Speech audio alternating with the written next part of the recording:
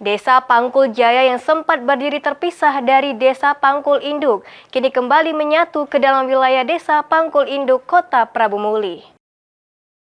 Dari sekarang sampai yaumil akhir nanti, sebelum kami memerintah Desa Pangkul, kurasoi tidak usah panjang-panjang sambung. Desa Pangkul Jaya yang sebelumnya memisahkan dari Desa Pangkul Induk kini kembali bergabung ke Desa Pangkul Induk.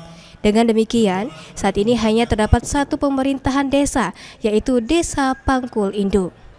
Assalamualaikum warahmatullahi wabarakatuh. Tentunya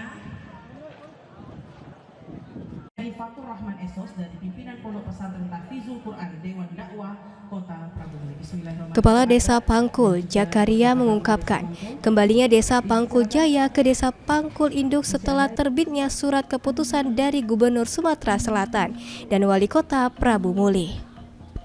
Meski telah kembali menyatu, Kepala Desa Pangkul berharap pemerintah Kota Prabu Muli tetap memberikan dukungan terhadap pembangunan desa, khususnya di wilayah yang sempat memisah tersebut, agar pembangunan dan pelayanan kepada masyarakat dapat berjalan merata.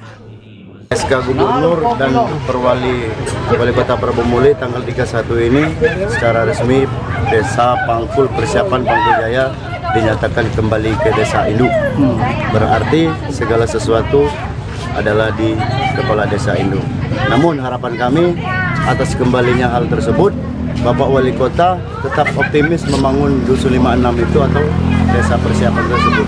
Kalau tidak dibangun akan ketinggalan wilayah tersebut. Itu dapat kembali ke masuk Desa Pangkul lagi apa Pak? Karena penduduknya sangat kurang kakak, karena syarat dari pemekaran desa itu harus 800 kakak. Namun saat ini hanya 400 atau 500 kakak. Jadi dengan bergabung itu ada berapa total kakak untuk Pangkul? Kalau keseluruhan yang ada di Desa Pangkul 1250. Dengan kembalinya Desa Pangkul Jaya ke Desa Pangkul Induk, diharapkan roda pemerintahan dan pembangunan desa dapat berjalan lebih efektif demi kesejahteraan masyarakat.